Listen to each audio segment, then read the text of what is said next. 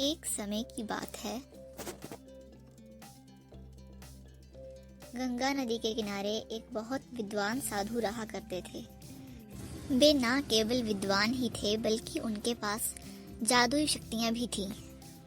एक दिन वे ध्यान में मग्न थे, तभी उनके पास आकर एक गिलहरी गिरी। उन्हें गिलहरी बहुत ही प्यारी लगी। उन्होंने अपनी जादुई शक्ति से गिलहरी को एक बच्ची के रूप में बदल दिया।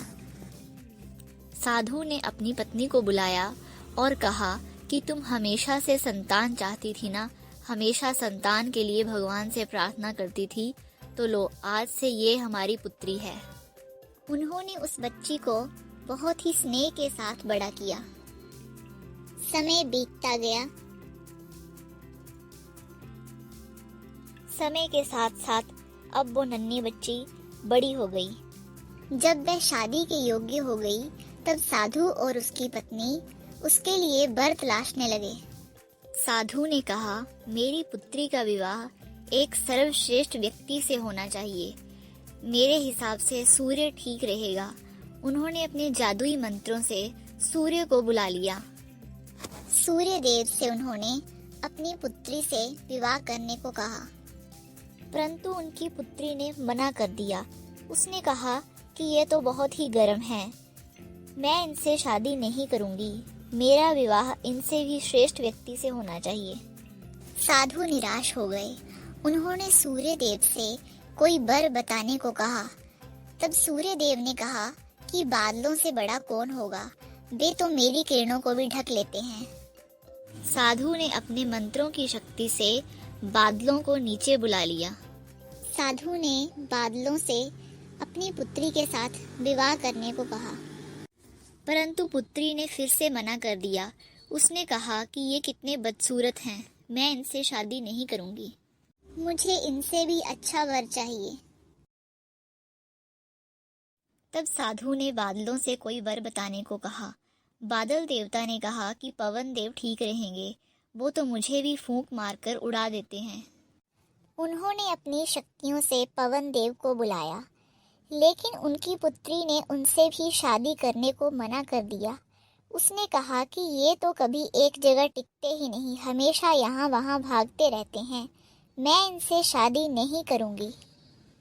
तब साधु ने पवन देव से कहा कि आप कोई वर बताएं जो आपसे भी बेहतर हो। तब पवन देव ने कहा कि पर्वत मुझसे भी बेहतर है, वो तो मेरा भी रास्ता रोक लेते हैं। साधु ने पर्वत देवता को अपनी पुत्री से विवाह करने को कहा, परंतु उनकी पुत्री ने उनसे भी शादी करने के लिए मना कर दिया। उसने कहा कि ये तो बहुत ही बड़े और कठोर हैं, मैं इनसे शादी नहीं करूंगी।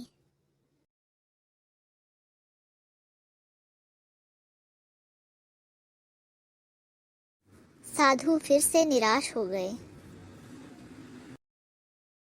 तब उन्होंने पर्वत देवता से कहा। पर्वत देवता ने चूहे का नाम सुझाया। पर्वत देवता ने कहा कि मैं चाहे बहुत ही सख्त, मजबूत और कठोर हूँ, परंतु चूहे आसानी से मुझ में अपना दिल बना लेते हैं। चूहा एक अच्छा वर है। साधु सोच में पड़ गए। वे बहुत निराश हो गए।